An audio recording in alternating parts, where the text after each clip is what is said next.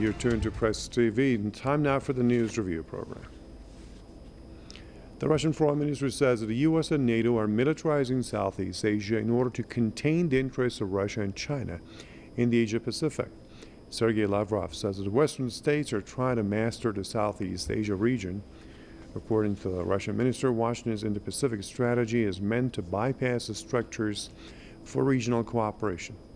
Lavrov was speaking after attending the summit of the Association of Southeast Asian Nations in Phnom Penh, Cambodia.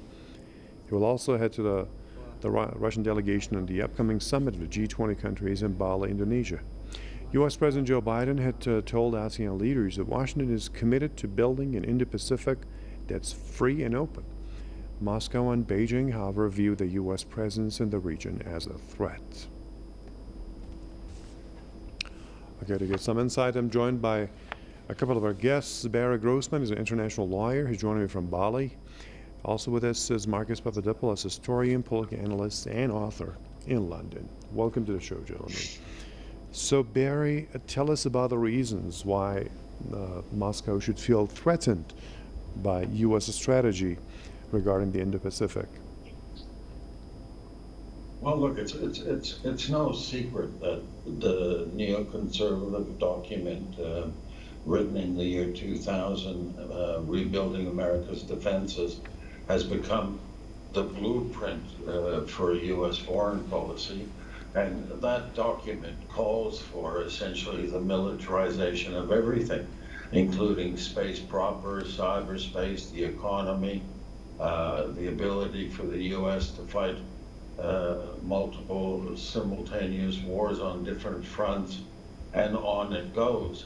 At the same time, we've seen what they initially called a cautious engagement with Myanmar, and in the aftermath of what took place, the horrors visited upon the Rohingya people, we haven't really seen any great commitment on the part of the United States to correcting the horrible situation and its participation in Myanmar. And of course, throughout the region, the U.S. has always had a very substantial footprint, not least of which is in Thailand.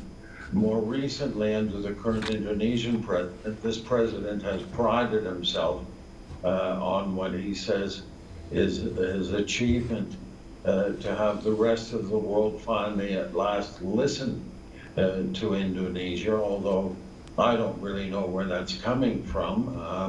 The simple fact is that the pivot to Asia started a long time ago under Clinton's reign as the Secretary of State. The U.S. has been busy engineering conflicts throughout the Middle East and West Asia, while challenging other players here in Southeast Asia and Asia proper. It's no secret that the U.S., whichever side of politics you care to listen to, is extremely hostile towards China, extremely hostile towards Russia, extremely hostile towards Iran. And so you'd be hard-pressed not to say that the comments of Foreign Minister Lavrov are self-evident. Moreover, the United States is not part of the existing policy-making framework in Southeast Asia, which is done both domestically and through the ASEAN group of countries.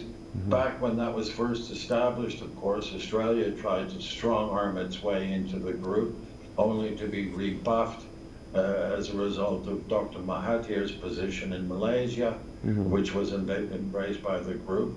But it's the ASEAN group that, for lack of any other mechanism, is involved in setting regional policy for member countries in Southeast Asia, not the United States. But of course, the United States has a very strong footprint. It dominates the airwaves.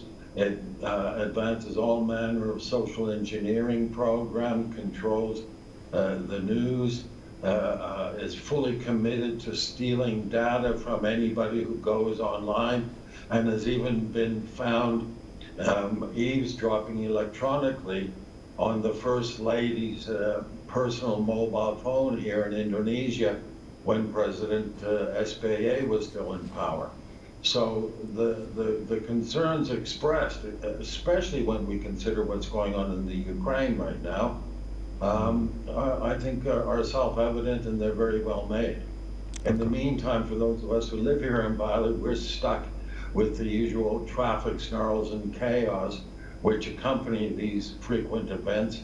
Of course, what will or will not happen as a result of the G20 meeting has largely already happened, and we're now to the formality stage of having heads of state come and put their seal of approval, as it were, on it for the benefit of the public. It's a public relations exercise.